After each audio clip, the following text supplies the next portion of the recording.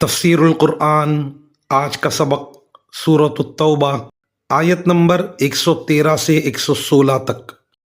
اعوذ باللہ من الشیطان الرجیم، بسم اللہ الرحمن الرحیم۔ ما كان للنبي والذين آمنوا أن يستغفروا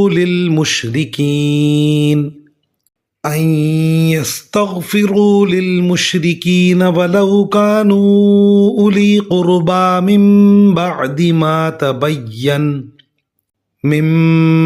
ما تبين لهم أنهم أصحاب الجحيم وما كان استغفار إبراهيم لأبيه إلا عن موعدة وعدها إياه فلما تبين له أنه عدو لله تبرأ منه إن إبراهيم لأواه حليم وما كان الله ليضل قوما بعد إذ هداهم حتى يبين لهم ما يتقون إن الله بكل شيء عليم إن الله له ملك السماوات والأرض يحيي ويميت وما لكم من دون الله من ولي ولا نصير۔ ترجمہ: یہ بات نہ تو نبی کو زیب دیتی ہے نہ دوسرے مومنوں کو کہ وہ مشرکین کے لیے مغفرت کی دعا کریں، چاہے وہ رشتہ دار ہی کیوں نہ ہوں، جبکہ ان پر یہ بات پوری طرح واضح ہو چکی ہے کہ وہ دوزخی لوگ ہیں۔ اور ابراہیم نے اپنے باپ کے لیے جو مغفرت کی دعا مانگی تھی، اس کی وجہ اس کے سوا کچھ نہیں تھی کہ انہوں نے اس باپ سے ایک وعدہ کر لیا تھا۔ پھر جب ان پر یہ بات واضح ہو گئی کہ وہ اللہ کا دشمن ہے تو وہ اس سے دستبردار ہو گئے۔ حقیقت یہ ہے کہ ابراہیم بڑی آہیں بھرنے والے بڑے بردبار تھے، اور اللہ ایسا نہیں ہے کہ کسی قوم کو ہدایت دینے کے بعد گمراہ کر دے جب تک اس نے ان پر یہ بات واضح نہ کر دی ہو کہ انہیں کن باتوں سے بچنا ہے۔ یقین رکھو کہ اللہ ہر چیز کو خوب جانتا ہے۔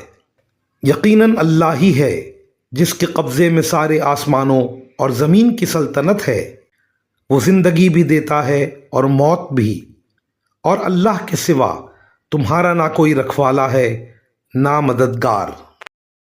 ان آیات کی تفسیر میں مفسرین کرام فرماتے ہیں کہ حضرت صلی اللہ علیہ وسلم کے چچا ابو طالب نے اگرچہ آپ کی بڑی مدد کی تھی، لیکن انہوں نے آخر وقت تک اسلام قبول نہیں کیا تھا۔ جب ان کی وفات کا وقت آیا تو حضرت صلی اللہ علیہ وسلم نے انہیں ترغیب دی کہ وہ کلمہ پڑھ کر مسلمان ہو جائیں، مگر اس وقت ابو جہل وغیرہ نے مخالفت کی اور وہ مسلمان نہیں ہوئے۔ حضرت صلی اللہ علیہ وسلم نے اس وقت یہ فرمایا تھا کہ میں آپ کے لیے اس وقت تک استغفار کرتا رہوں گا جب تک مجھے اس سے منع نہ کر دیا جائے۔ چنانچہ اس آیت نے آپ کو ان کے لیے استغفار سے منع فرما دیا۔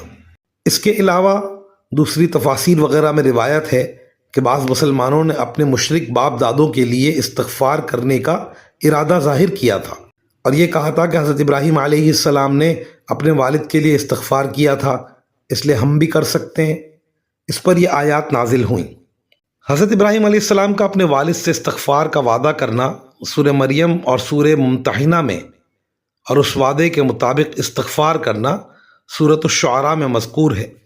لیکن جب ان پر یہ بات واضح ہو گئی کہ ان کا انتقال کفر ہی کی حالت میں ہوگا اور وہ آخر وقت تک اللہ تعالیٰ کے دشمن بنے رہیں گے، تو انہوں نے استغفار کرنا بھی چھوڑ دیا۔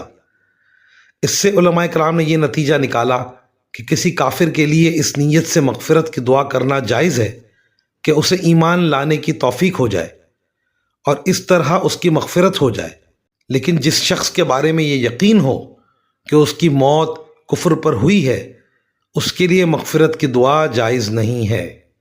حضرت ابراہیم علیہ السلام کے بارے میں ان آیات میں فرمایا کہ وہ بڑے نرم دل اور رقیق القلب تھے۔